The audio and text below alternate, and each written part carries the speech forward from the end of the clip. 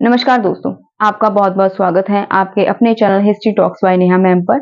आज की इस वीडियो में हम इतिहास और दर्शन शास्त्र के इतिहास को गहराई से अध्ययन करेंगे। आज की इस वीडियो में हम दर्शन शास्त्र के एक महान आचार्य शंकराचार्य जी के जीवन के बारे में और दर्शन क्या है इसके बारे में, दर्शन के प्रकार के बारे में जानेंगे तथा शंकराचार्य जी ने कौन-कौन से ग्रंथ लिखे थे इसके बारे में जानकारी देंगे। और जो दर्शन की जो अलग-अलग शाखाएं हैं उन पर जो ग्रंथ लिखे गए थे उनके बारे में जो है इस वीडियो में डिटेल में जानने वाले हैं। अगर आपको ये वीडियो अच्छी लगेगी तो चैनल को सब्सक्राइब, लाइक और शेयर करना मत भूलिएगा। तो चलिए शुरू करते हैं। सबसे पहले जानते हैं दर्शन क्या है। दर्शन शब्द धातु संस्कृत धातु दृश्य संस्कृत धातु दृश्य शब्द से बना है जिसका अर्थ होता है देखना या फिर समझना। देखना या फिर समझना, ठीक है। ये जो दर्शन शब्द है यह संस्कृत धातु जिस दृश्य से बना है, जो संस्कृत धातु है दृश्य, उससे बना है दर्शन शब्द जिसका अर्थ होता है देखना या फिर समझना। लेकिन अगर हम सामान्य भाषा की बात करें तो सामान्य भाषा में इसका अर्थ सामान्य भाषा में इसका अर्थ दृश्य या दृष्टि। सामान्य भाषा में इसका अर्थ है दृश्य, यानी कि जो भी हम दृश्य देखते हैं, जो भी नजारा देखते हैं, या फिर दृष्टि। दृष्टि का मतलब होता है नजरिया, हम क्या देखना चाहते हैं, ठीक है। अगर हम दार्शनिक भाषा की, दार्शनिक शब्दों की बात करें, दार्शनिक भाषा में इसका अर्थ होता है किसी विषय का गहराई से अध्ययन करना, किसी विषय का गहराई से अध्ययन करना या विश्लेषण करना। विश्लेषण करना, ठीक है। जो दर्शन शब्द है यह संस्कृत धातु दृश्य से जो है बना है जिसका अर्थ है देखना या फिर समझना। अगर सामान्य भाषा की बात करें तो सामान्य भाषा में इसका मीनिंग होता है दृश्य या फिर दृष्टि। दृश्य का मतलब नजारा, जो भी हम देखते हैं, ठीक है। दृष्टि मतलब नजरिया, जो भी हम देखना चाहते हैं। दार्शनिक भाषा दार्शनिक भाषा में अगर हम इसकी बात करें तो इसका अर्थ होता है किसी विषय का गहराई से अध्ययन करना, किसी भी विषय पर जो है गहराई से अच्छी तरह से जो है उसके बारे में जानना, ठीक है, या फिर उसका विश्लेषण करना। आगे हम पढ़ने वाले हैं दर्शन शब्द जो है उसके अर्थ। दर्शन के प्रमुख अर्थ। दर्शन शब्द के जो है प्रमुख अर्थ हैं कुछ, जिससे आपको इसके बारे में क्लियर हो जाएगा कि दर्शन शब्द का क्या अर्थ है। वीडियो को ध्यान से देखिएगा। अगर आप वीडियो को ध्यान से देखेंगे तो आपको बहुत ही आसानी तरीके से जो है, आसान तरीके से ये वीडियो समझ आएगी, ये टॉपिक समझ आएगा, ठीक है। और आपका जो इंटरेस्ट है, अगर आप ध्यान से समझेंगे तो आपका इंटरेस्ट जो है बहुत ज्यादा बढ़ जाएगा इस टॉपिक पे, ठीक है। जो दर्शन के प्रमुख अर्थ हैं तो सामान्य भाषा में सामान्य अर्थ, दार्शनिक अर्थ,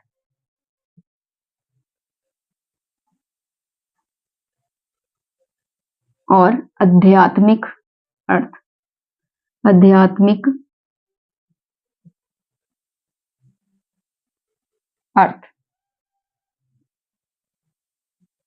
तो सामान्य जो अर्थ है इसका वह क्या है? तो सामान्य भाषा में इसका अर्थ है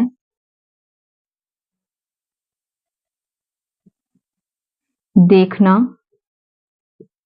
या फिर परखना, किसी चीज को देखना और उसे परखना कि ये सही है या फिर गलत है। ठीक है, तो इसका सामान्य अर्थ ये हुआ देखना या फिर किसी चीज को परखना। अगर दार्शनिक अर्थ देखें तो दार्शनिक अर्थ का इसका क्या निकलता है? दार्शनिक अर्थ ईश्वर, जीवन, आत्मा,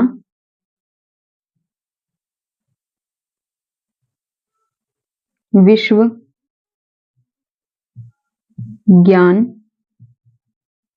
इत्यादि का गहन चिंतन, गहन चिंतन। और अगर बात करें आध्यात्मिक अर्थ की, तो इसका आध्यात्मिक अर्थ है किसी संत महात्मा, देवी देवता,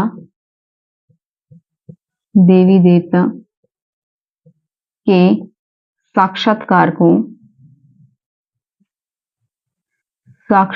को दर्शन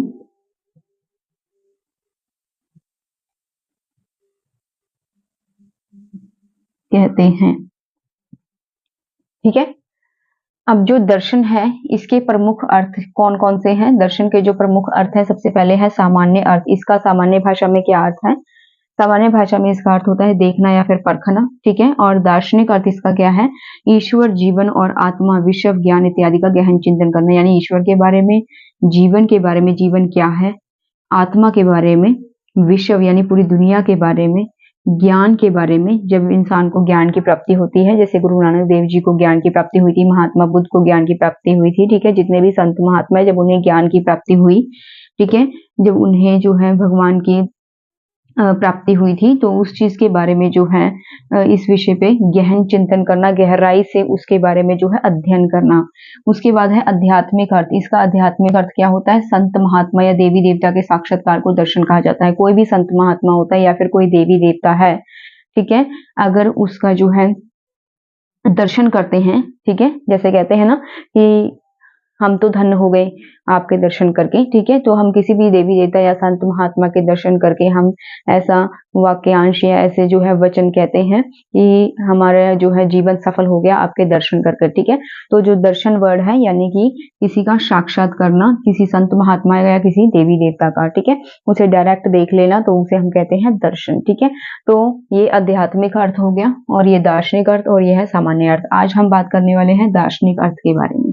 ठीक है, आगे हम बात करते हैं दर्शन के प्रकार के बारे में। दर्शन के प्रकार।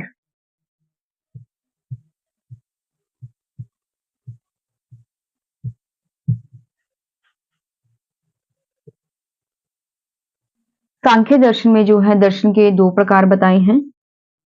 कौन कौन से? आस्तिक दर्शन और नास्तिक दर्शन। नास्तिक दर्शन।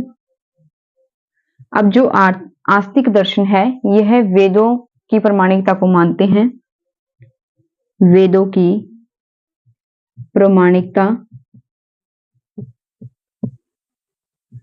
को मानते हैं।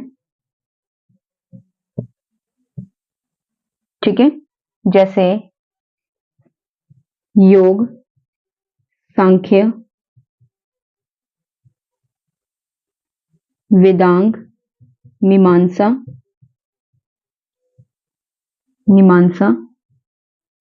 तथा वैशेषिक। और जो नास्तिक दर्शन है यह वेदों की प्रामाणिकता को नहीं मानते।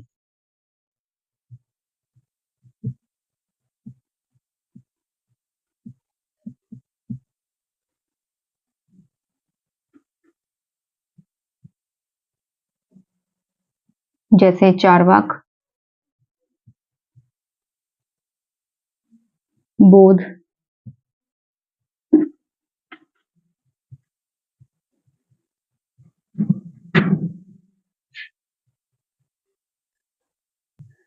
तो यहाँ पर हम एक बार रिपीट कर लेते हैं। जो दर्शन है, दर्शन शब्द जो है यह संस्कृत धातु दृश्य से बना है, जिसका अर्थ है देखना या फिर समझना, किसी चीज को देखना या फिर समझना।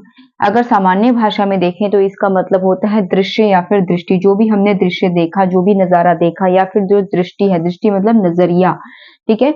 ये हर एक व्यक्ति का देखिए जो नजरिया होता है वह अलग अलग होता है, और अपने नजरिए के अनुसार ही उसे जो है वस्तुएं दिखाई देती हैं या चीजें दिखाई देती हैं, ठीक है। अलग अलग व्यक्तियों का अलग अलग नजरिया होता है, तो हमें अपने नजरिए के अकॉर्डिंग ही जो है दिखाई देता है। कहीं कई व्यक्ति ऐसे होते हैं जो गहराई से किसी चीज को जान लेते हैं, कई व्यक्ति ऐसे होते हैं जिनको गहराई के बारे में बिल्कुल भी नॉलेज नहीं है, ठीक है। तो उसके बाद है, अगर दार्शनिक भाषा का अर्थ हम देखें दार्शनिक भाषा में, तो इसका अर्थ होता है किसी विषय का गहराई से अध्ययन करना या फिर विश्लेषण करना। कोई भी विषय है उसका गहराई से अध्ययन करना, यानी जैसे समुद्र की गहराई में जाकर, ठीक है, उसका पता लगाना कि समुद्र में क्या क्या है, ठीक है। तो कोई भी विषय है उसका गहराई से अध्ययन करना, उसके बारे में जांच पड़ताल करना या उसका विश्लेषण करना, ठीक है। तो उसे दार्शनिक भाषा में इसका मीनिंग ये बताया गया है। अब जो दर्शन है उसके प्रमुख अर्थ कौन कौन से हैं? इसके 3 प्रमुख अर्थ हैं, जिससे आपको ये कंसेप्ट क्लियर हो जाएगा कि दर्शन शब्द का क्या अर्थ है, ठीक है। अब जो दर्शन शब्द है इसके प्रमुख 3 अर्थ बताए हैं, एक तो सामान्य अर्थ, एक दार्शनिक अर्थ और एक है आध्यात्मिक अर्थ। जो सामान्य अर्थ है इसका अर्थ होता है देखना या फिर परखना, किसी चीज को देखना या फिर उसको परखना। दार्शनिक भाषा में जो दार्शनिक अर्थ है वह क्या होता है? ईश्वर, ईश्वर से संबंधित, ईश्वर क्या है, ईश्वर के बारे में जानना, जीवन क्या है उसके बारे में जानना, आत्मा के बारे में जानना, विश्व के बारे में जानना, ज्ञान के बारे में जानना। जैसे कि गुरु नानक देव जी को ज्ञान की प्राप्ति हुई थी, महात्मा बुद्ध को ज्ञान की प्राप्ति हुई थी, ठीक है। और जो महावीर जैन थे उन्हें ज्ञान की प्राप्ति हुई थी। जितने भी संत महात्मा है उन्हें जो ज्ञान की प्राप्ति हुई है, इन चीजों का जो है गहन चिंतन करना, मतलब जो है इनका गहराई से अध्ययन करना, ठीक है, उसको हम कहते हैं दार्शनिक अर्थ। उसके बाद है आध्यात्मिक अर्थ। आध्यात्मिक अर्थ का क्या मतलब होता है? संत महात्मा, कोई भी जो संत महात्मा है या फिर कोई भी देवी देवता है उसके साक्षात्कार को दर्शन कहते हैं, ठीक है। कोई भी संत महात्मा या देवी देवता है, अगर हमें उसके दर्शन होते हैं यानी हम उन्हें देख लेते हैं, ठीक है, तो कहते हैं ना कि आपको देखकर हमारा जीवन सफल हो गया, ठीक है, आपके दर्शन करके हम निहाल हो गए। तो यानी किसी भी संत महात्मा या देवी देवता को देखना जो है उसे कहते हैं हम दर्शन, ठीक है। लेकिन यहाँ पर आज की इस वीडियो में हम दार्शनिक अर्थ जो है इसके इस टॉपिक के बारे में पढ़ने वाले हैं, दार्शनिक अर्थ के बारे में। तो जो दर्शन है, आगे है दर्शन के प्रकार। दर्शन के 2 प्रकार हैं, आस्तिक दर्शन और नास्तिक दर्शन, ठीक है। आस्तिक आपने हिंदी में भी पढ़ा होगा, आस्तिक उन लोगों को कहते हैं जो कि परमात्मा को मानते हैं, नास्तिक उनको कहते हैं जो परमात्मा को नहीं मानते, ठीक है। तो जो आस्तिक दर्शन है इसमें जो है वेदों की प्रामाणिकता को मानते हैं। जो वेद लिखे गए थे हिंदू धर्म में, ठीक है, ऋग्वेद, सामवेद, यजुर्वेद और अथर्ववेद, जो वेद लिखे गए थे तो उसकी प्रामाणिकता को ये लोग मानते हैं, जो आस्तिक दर्शन है, ठीक है, कि वेद जो है लिखे गए थे और जो वेद है वो सही है, ठीक है। तो इनके बारे में जो है वेदों को सही मानते हैं ये, और जिसमें से योग, सांख्य, वेदांत, मीमांसा और वैशेषिक जो है आते हैं। और जो नास्तिक दर्शन है ये वेदों की प्रामाणिकता को नहीं मानते, यानी वेदों को नहीं मानते, ठीक है। जैसे कि चारवाक, बौद्ध और जैन दर्शन, यानी कि जो बुद्ध धर्म से रिलेटेड है, जैन धर्म से रिलेटेड है या फिर जो चारवाक है उससे रिलेटेड है, ठीक है। तो ये नास्तिक दर्शन को मानते हैं, वेदों की प्रामाणिकता को ये नहीं मानते, वेदों को नहीं मानते, ठीक है। आगे जानते हैं हम शंकराचार्य जी के बारे में, जिन्होंने अद्वैतवाद का दर्शन दिया था, ठीक है, जो कि दर्शन शास्त्र के महान आचार्य हुए हैं। आगे पढ़ते हैं। तो चलिए अब बात करते हैं शंकराचार्य जी के बारे में, जिन्होंने अद्वैतवाद का दर्शन दिया था। शंकराचार्य जी जिन्होंने ब्राह्मण धर्म की पुनर्स्थापना और दार्शनिक विकास में महत्वपूर्ण योगदान दिया था। तो चलिए पढ़ते हैं शंकराचार्य जी के बारे में। शंकराचार्य जी जिनका जन्म हुआ था 788 ईस्वी में। इनका जो जन्म स्थान था वह था केरल, केरल के कलादी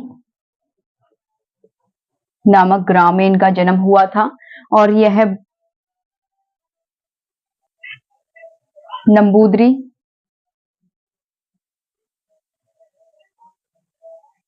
ब्राह्मण परिवार से बिलोंग करते थे, ठीक है। जो शंकराचार्य जी थे इनका जन्म हुआ था 788 ईस्वी में। कहां पर हुआ था? केरल के कलादी नामक ग्राम में हुआ था, और यह नंबूदरी पाद ब्राह्मण परिवार से बिलोंग करते थे, संबंध रखते थे। नंबूदरी क्या था? नंबूदरी उस समय जो है केरल के एक अल्पसंख्यक लोग होते थे जिनकी संख्या कम थी, अल्पसंख्यक, ठीक है। केरल में जो है उस समय में अल्पसंख्यक लोग होते थे नंबूदरी, ठीक है। तो ये उस ब्राह्मण परिवार से संबंध रखते थे। जो शंकराचार्य हैं इनके पिता का नाम था शिव गुरु। शिव गुरु, ठीक है। और जो शंकराचार्य जी थे, इन्होंने आरंभिक शिक्षा ग्रहण करने के पश्चात संन्यास धारण कर लिया। आरंभिक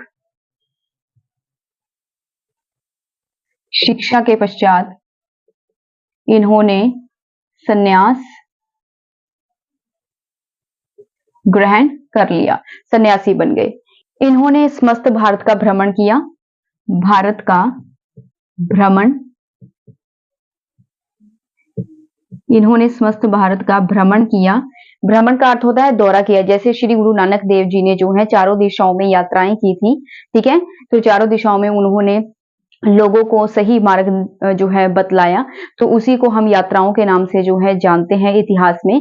इसी प्रकार से जो शंकराचार्य जी थे, उन्होंने भी भारत में जो है भ्रमण किया। भ्रमण मतलब दौरा किया। कोई भी जो संत महात्मा होता है, अपने उपदेश का जो है प्रचार करने के लिए स्थान स्थान पर भ्रमण करने के लिए जाता है, स्थान स्थान पर जाता है और लोगों को सही रास्ते पर जो है लाता है। इसी प्रकार से जो है शंकराचार्य जी, इन्होंने जब भारत का भ्रमण किया तो उसके दौरान इन्होंने कुमारिल भट्ट, कुमारिल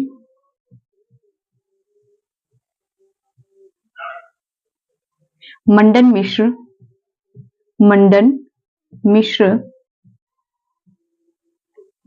भारती कपालिक, भारती कपालिक तथा भैरवाचार्य, भैरवाचार्य, इन सभी को जो है शंकराचार्य ने शास्त्रार्थ में पराजित किया, ठीक है। शास्त्रार्थ में,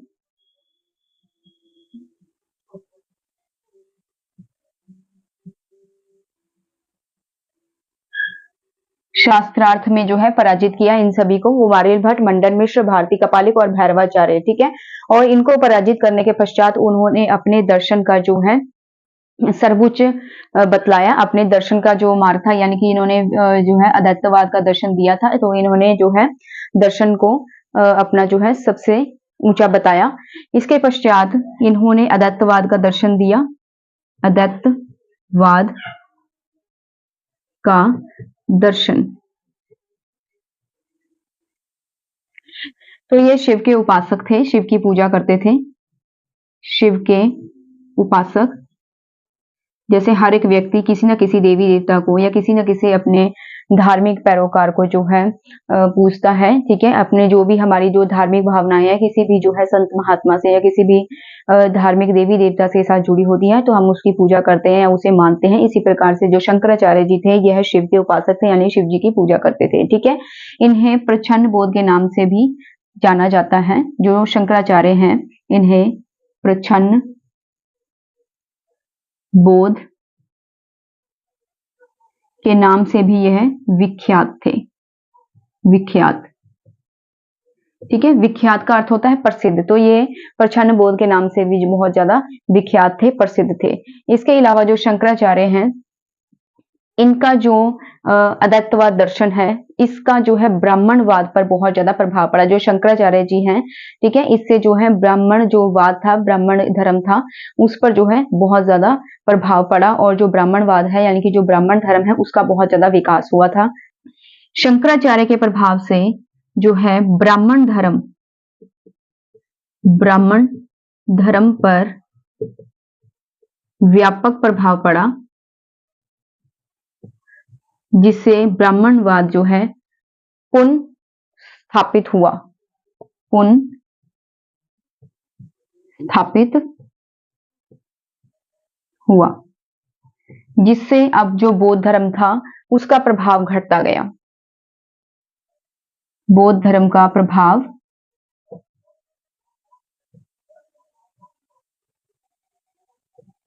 घटता गया। अभी मैं आपको एक एक वर्ड का मीनिंग समझाऊंगी कि इस वीडियो में ही आपको सब कुछ लर्न हो जाएगा, ठीक है। अब जो शंकराचार्य जी थे, यह ज्ञान मार्ग के समर्थक थे। ज्ञान मार्ग के समर्थक, ठीक है। जो शंकराचार्य जी हैं, ज्ञान मार्ग के समर्थक थे और साथ ही शंकराचार्य जो हैं, यह ब्रह्म, इनके अनुसार ब्रह्म जो है वह सत्य है, और संसार वह मिथ्या है। मिथ्या का अर्थ होता है झूठ, और सही भी है। संसार मिथ्या है।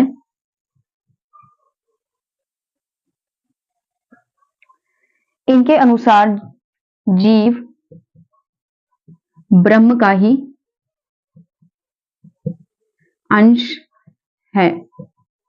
जिस प्रकार से जो बच्चा होता है वह अपनी माँ का अंश होता है, जैसे कहते हैं माँ के जिगर का टुकड़ा, ठीक है। तो यानी उसी प्रकार से जो है इन्होंने कहा है कि जो ब्रह्म है, जो इंसान है, जीव है, कोई भी व्यक्ति है, ठीक है, कोई भी जीव है, वह ब्रह्म का ही क्या है, अंश है, एक हिस्सा है, ठीक है। इनका जो दर्शन था यह है जनसाधारण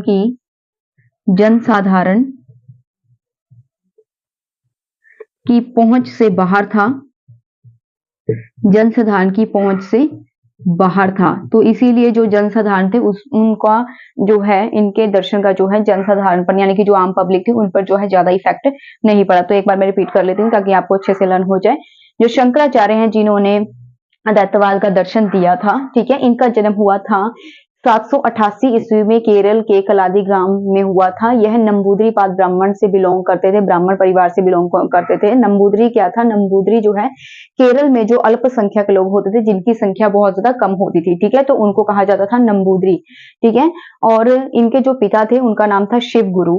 आरंभिक शिक्षा यानी कि जो शंकराचार्य थे, जो इन्होंने जो शुरुआती शिक्षा ग्रहण की थी, उसके पश्चात इन्होंने संन्यास ग्रहण कर लिया, ठीक है। उसके बाद इन्होंने भारत का भ्रमण किया, जैसे श्री गुरु नानक देव जी ने जो है चारों दिशाओं में यात्राएं की थी, ठीक है, और लोगों को सही राह पाया था। इसी प्रकार से जो शंकराचार्य जी हैं, इन्होंने भी भारत का भ्रमण किया था, भारत का दौरा किया था।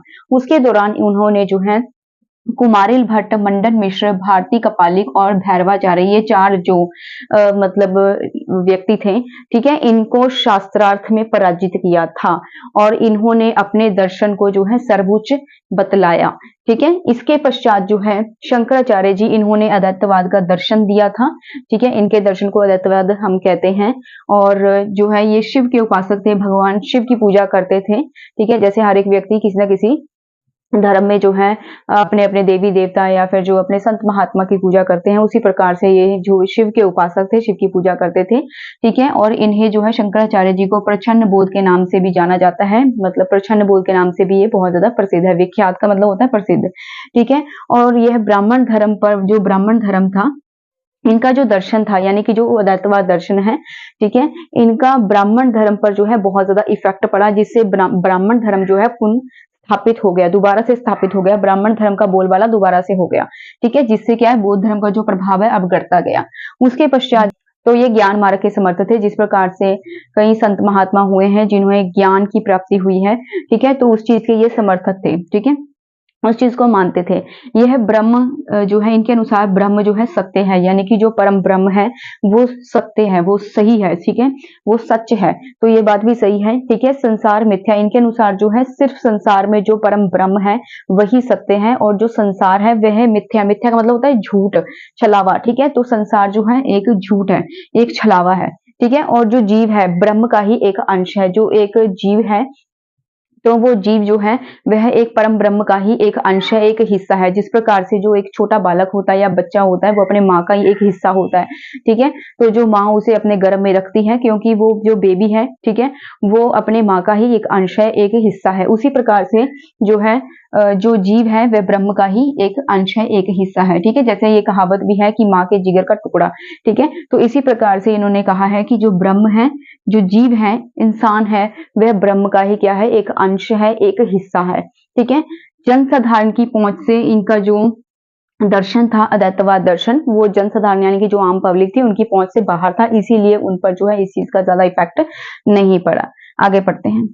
इन्होंने ब्राह्मण धर्म के प्रचार के लिए चारों दिशाओं में 4 मठों की स्थापना की थी। ब्राह्मण धर्म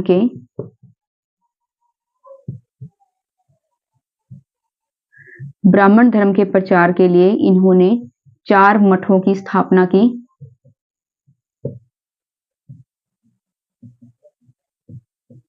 ठीक है, चारों दिशाओं में 4 मठों की स्थापना की थी। जैसे श्री गुरु नानक देव जी, मैंने आपको बताया, जैसे श्री गुरु नानक देव जी ने चारों दिशाओं में 4 यात्राएं की थी ना, उसी प्रकार से इन्होंने जो है चारों दिशाओं में 4 मठों की स्थापना की थी। वह 4 मठ कौन कौन से थे? पूरब, पश्चिम। पहले हम लिखते हैं कि कौन कौन सी हमारी 4 दिशाएं हैं। पूरब, पश्चिम, उत्तर, दक्षिण। ठीक है। इन्होंने पूरब में जगन्नाथ जगन्नाथपुरी जगन्नाथपुरी में गोवर्धन मठ। पश्चिम में द्वारका में शारदा मठ। उत्तर में बद्री काशम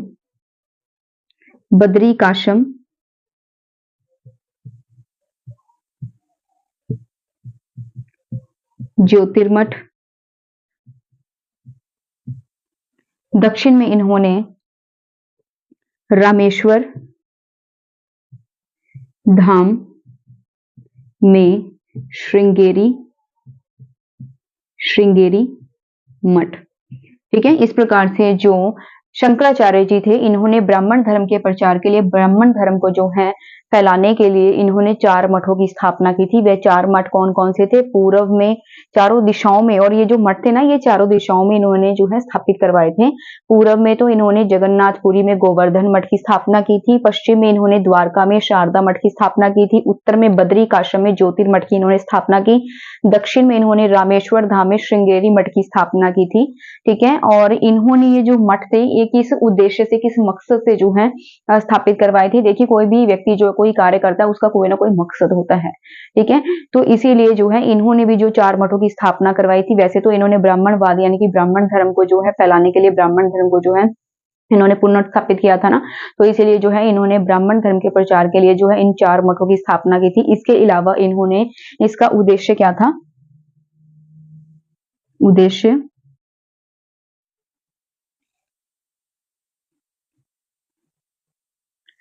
इन्होंने मठों के संचालन तथा सन्यासियों में अनुशासन के नियम निर्धारित किए। ठीक है। इन्होंने जो सन्यासी वर्ग था, क्योंकि ये खुद सन्यासी थे, इन्होंने आरंभिक शिक्षा के बाद जो है सन्यास ग्रहण कर लिया, इसीलिए इन्होंने जो 4 मठों की स्थापना की थी ब्राह्मण धर्म को प्रचार करने के लिए। ठीक है। और ये 4 मठ थे, इसमें जो है मठों के संचालन तथा इसमें जो है सन्यासी वर्ग के जो लोग थे, ठीक है, जो इस मठ में रहते थे, सन्यासियों के अनुशासन के जो है कुछ नियम भी बनाए थे। कोई भी, चाहे कोई भी संस्था हो या कोई भी चीज हो, तो उसको कोई ना कोई नियम होता है। नियम के अकॉर्डिंग कोई भी संस्था नहीं चल सकती। स्कूल का भी देखो एक अपना नियम होता है। ठीक है। एक टाइमिंग होती है, एक ड्रेसअप होता है बच्चों का। ठीक है ना। तो इसी तरह से हर एक चीज का एक नियम होता है। जैसे कि मुस्लिम धर्म में भी जो है 5 बार नमाज पढ़ते हैं दिन में। ठीक है। कोई भी धर्म है, उसके अपने अपने नियम होते हैं। कोई भी संस्था है, ठीक है, उसके भी नियम होते हैं। यहाँ तक कि जो हमारा देश का कानून है, उसके भी कुछ नियम है। ठीक है। उसके भी कुछ रूल्स हैं। तो इसी प्रकार से जो है इनके जो मठ था, तभी वो जो संस्था है सही ढंग से चल सकती है, अगर सभी उसे अच्छी तरह से फॉलो करें। ठीक है। इसी प्रकार से इन्होंने जो है मठ की स्थापना की थी। उसमें जो सन्यासी वर्ग के लोग थे, ठीक है, तो उनमें भी जो है अनुशासन के लिए उन्होंने कुछ नियम बनाए थे। ठीक है। इसके बाद इनकी जो मृत्यु वो हुई थी 820 ईस्वी में। ठीक है। तो एक बार रिपीट कर लेते हैं। जो शंकराचार्य जी हैं, इनका जन्म हुआ था 788 में, केरल के कलादी नामक ग्राम में हुआ था। ये नंबूदरी पाल ब्राह्मण परिवार से संबंध रखते थे, बिलोंग करते थे। नंबूदरी उस समय जो है केरल के अल्पसंख्यक लोग होते थे, ठीक है, जिनकी संख्या बहुत ज्यादा कम होती थी। शिव गुरु जो है इनके पिता का नाम था। इन्होंने, जो शंकराचार्य जी हैं, इन्होंने आरंभिक शिक्षा के पश्चात जो है संन्यास ग्रहण कर लिया। ठीक है। इन्होंने जो है भारत का भ्रमण किया, भारत का दौरा किया, और उसके साथ ही इन्होंने जो है कुमारिल भट्ट, मंडन मिश्र, भारती कपाली और भैरवाचार्य, इन चारों को जो है शास्त्रार्थ में पराजित किया और अपना जो अद्वैतवाद का दर्शन था, ठीक है, उसकी सर्वोच्चता जो है स्थापित कर दी। ठीक है। ये अद्वैतवाद का दर्शन जो है इन्होंने दिया।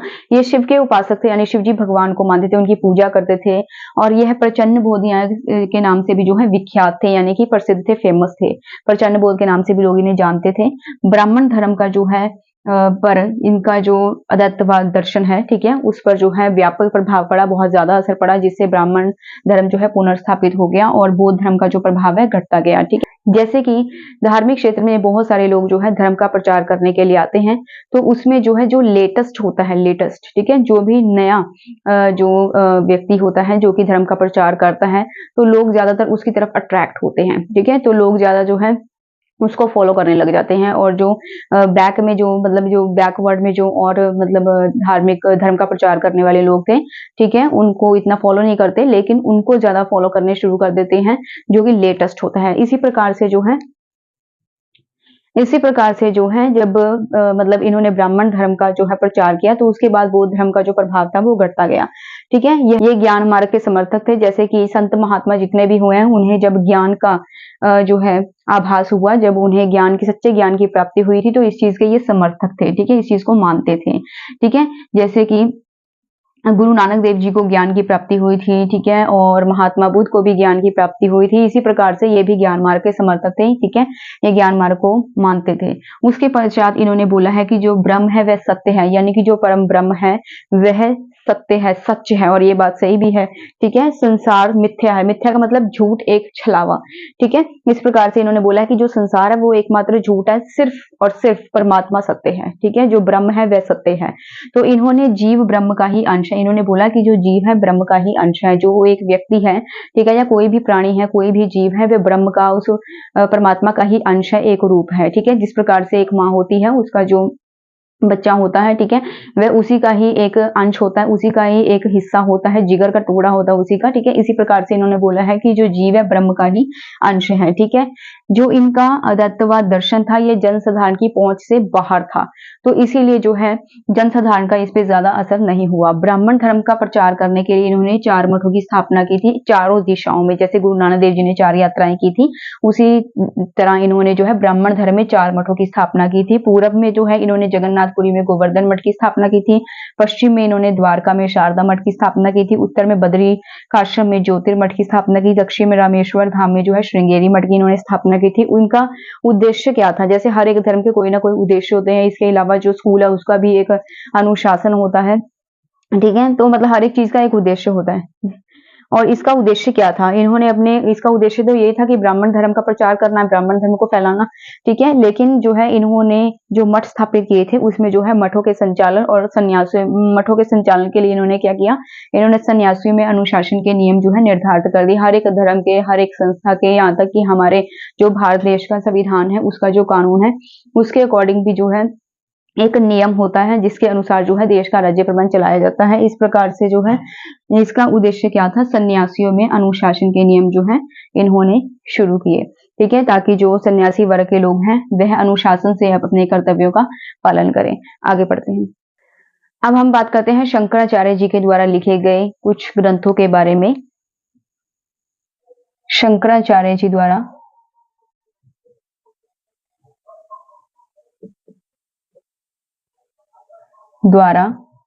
रचित ग्रंथ। अब जो शंकराचार्य जी द्वारा लिखे हुए ग्रंथ हैं उन्हें हम 4 भागों में डिवाइड करते हैं, यानी कि अलग अलग जो है प्रकार हैं इसके। शंकराचार्य जी के जो ग्रंथ हैं इन्हें 4 भागों में बांट सकते हैं।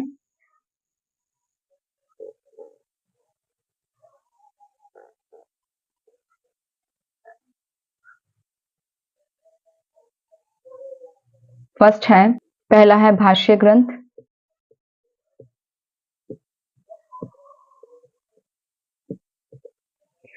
दूसरा है स्तोत्र ग्रंथ,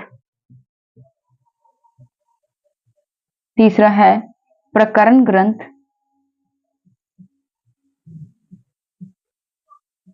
और चौथा है तंत्र ग्रंथ। ठीक है, जो शंकराचार्य जी उन्होंने जो ग्रंथ लिखे थे उन्हें हम 4 कैटेगरीज में, 4 भागों में उसे बांट लिया, यानी 4 कैटेगरी में उसे बांट लिया।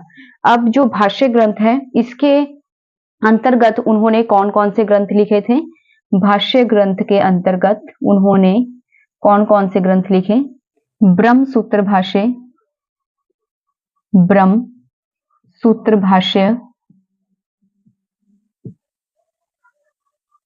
गीता भाष्य, गीता भाष्य, और तीसरा है उपनिषद भाष्य, उपनिषद भाष्य।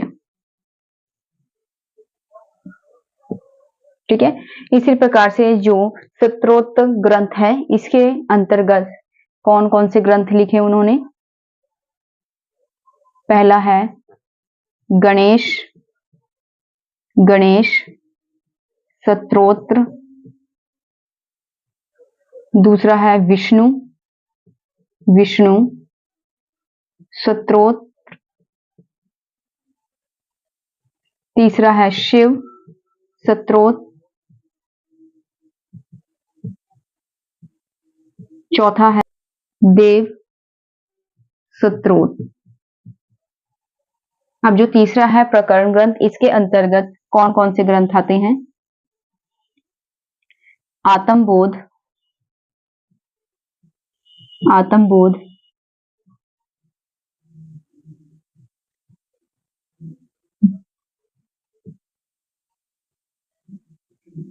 विवेक चूड़ामणि,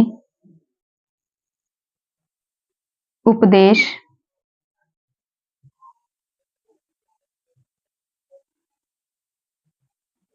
शास्त्री।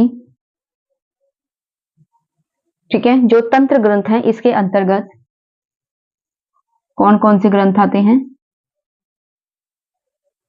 सौंदर्य लहरी, सौंदर्य लहरी,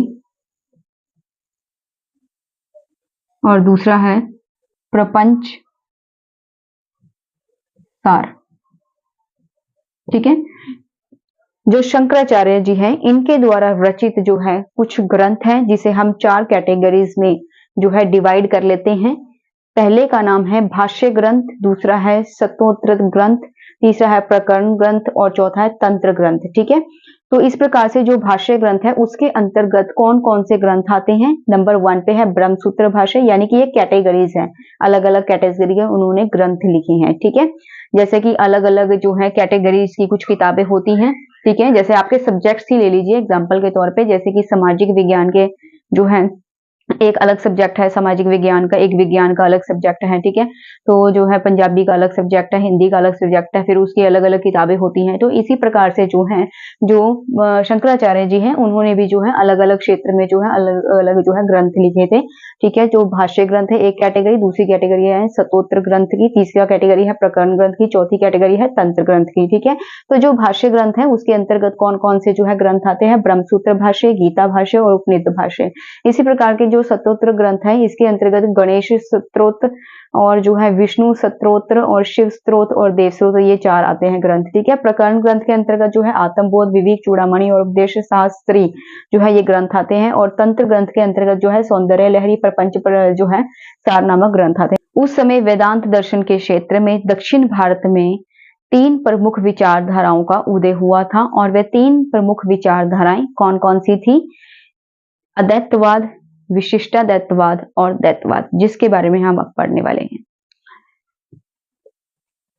3 प्रमुख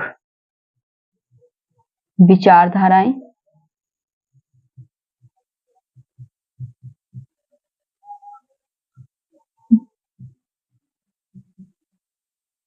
ठीक है। तो दक्षिण में जो है उस समय 3 प्रमुख विचारधाराओं का जो है उदय हुआ था। वह 3 विचारधाराएं जो वह 3 प्रमुख विचारधाराएं हैं। सबसे पहले अद्वैतवाद, अद्वैतवाद,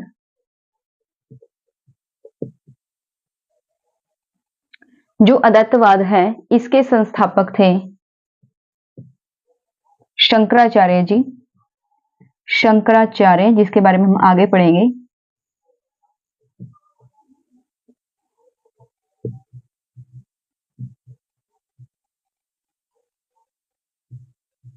इन्होंने कई भाष्यों की रचना की थी, अनेक भाष्यों की रचना,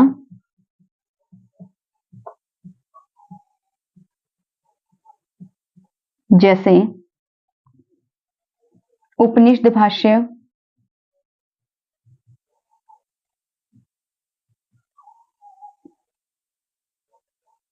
गीता भाष्य, गीता भाष्य तथा ब्रह्म सूत्र भाष्य, ब्रह्म सूत्र भाष्य। ठीक है, यानी कि जो अद्वैत, जो तीन विचारधाराएं थी उनमें से जो फर्स्ट विचारधारा है अद्वैतवाद, और जो अद्वैतवाद है इसके संस्थापक कौन थे? शंकराचार्य जी, क्योंकि जो शंकराचार्य हैं वह अद्वैतवाद के दर्शन को मानते थे। अद्वैतवाद का दर्शन जो है उन्होंने शुरू किया। ठीक है, इसके संस्थापक थे शंकराचार्य। यह इन्होंने अनेक भाष्यों की रचना की थी, जैसे कि उपनिषद भाष्य, गीता भाष्य और ब्रह्म सूत्र भाष्य। इसके बाद नेक्स्ट विचारधारा की बात करते हैं। जो दूसरा मतलब विचारधारा है वो किसकी थी? विशिष्टाद्वैत, विशिष्टाद्वैतवाद, विशिष्टाद्वैतवाद। ये जो दूसरी विचारधारा है इसके संस्थापक थे नाथ मुनि, नाथ मुनि।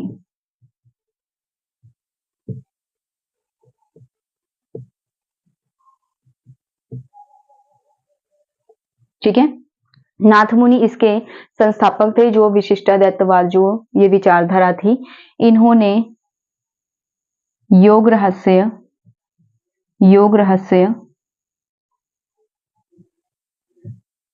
तथा न्याय तत्व की रचना की, न्याय तत्व की रचना की इन्होंने।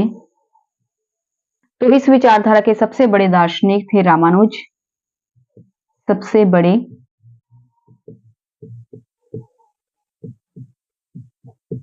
दार्शनिक रामानुज थे, जिन्होंने ब्रह्म सूत्र पर श्री भाष्य की रचना की, श्री भाष्य की रचना की थी। ठीक है, जो विशिष्टाद्वैतवाद ये जो विचारधारा है इसके संस्थापक थे नाथ मुनि, और इन्होंने योग रहस्य तथा न्याय तत्व की रचना की थी। लेकिन इस जो विचारधारा है विशिष्टाद्वैत के सबसे बड़े दार्शनिक थे रामानुज। इन्होंने ब्रह्म सूत्र पर जो है श्री भाष्य नामक रचना की थी। तीसरी विचारधारा है द्वैतवाद,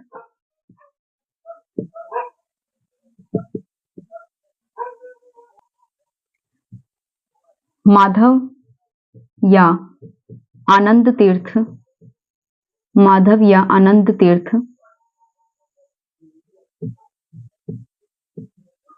आनंद तीर्थ के द्वारा इस दर्शन का विकास किया गया, दर्शन का विकास किया गया। इन्होंने अनेक भाष्य लिखे,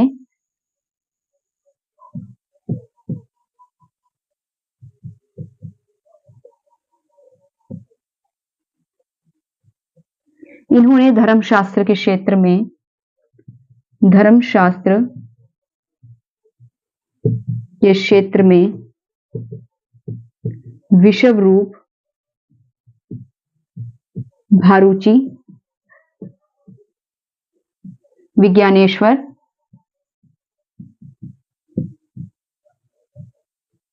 अपरार्क के द्वारा विभिन्न स्मृतियों पर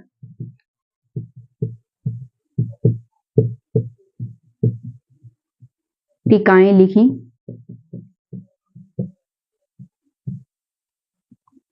और इसी समय अनेक ग्रंथों की रचना हुई, अनेक ग्रंथों की रचना हुई।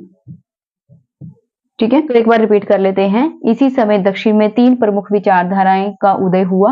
वह कौन कौन सी थी? तीन विचारधाराएं थी, अद्वैतवाद, विशिष्टाद्वैतवाद और द्वैतवाद। जो अद्वैतवाद था इसके संस्थापक थे शंकराचार्य जी। इन्होंने अनेक भाष्यों की रचना की थी, जैसे कि उपनिषद भाष्य, गीता भाष्य और ब्रह्मसूत्र भाष्य। उसके बाद है विशिष्टाद्वैतवाद, ठीक है, जिसके संस्थापक थे नाथ मुनि। ठीक है, और इन्होंने योग रहस्य और न्याय तत्व की रचना की थी।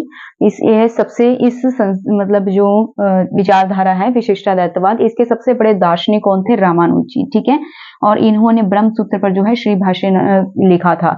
इसके बाद है दैत्यवाद, जो तीसरी विचारधारा है उसका नाम है दैत्यवाद, ठीक है। इसके दर्शन का विकास किया था माधव या आनंद तीर्थ के द्वारा, ठीक है। और इन्होंने भी अनेक भाष्यों की रचना की थी। इन्होंने धर्मशास्त्र के क्षेत्र में जो है विषवरूप, भारूची और विज्ञानेश्वर तथा अपरार्थ के द्वारा विभिन्न स्मृतियों पर टीकाएं लिखी थी। यानी कि ये जो मैंने जो विषवरूप, भारूची, विज्ञानेश्वर और अपरार्थ हैं, इनके द्वारा जो है अलग अलग समितियां, जैसे नारद समिति, याज्ञवल्क्य समिति, मनु समिति, ठीक है, जो अलग अलग समितियां उन पे जो है टीकाएं लिखी थी। टीकाएं का मतलब क्या होता है कि किसी भी विषय को सरल भाषा में समझाना, उस पर जो है उसे क्या कहते हैं, टीकाएं, ठीक है। तो जो पहले की समितियां लिखी हुई है, मनु समिति, नारद समिति, ठीक है, तो इन समितियों पर इन्होंने जो है इस विषय पे टीकाएं लिखी थी। इसी समय अनेक ग्रंथों की भी रचना हुई थी। आगे पढ़ते हैं। क्षेत्र, लेखक और रचनाएं,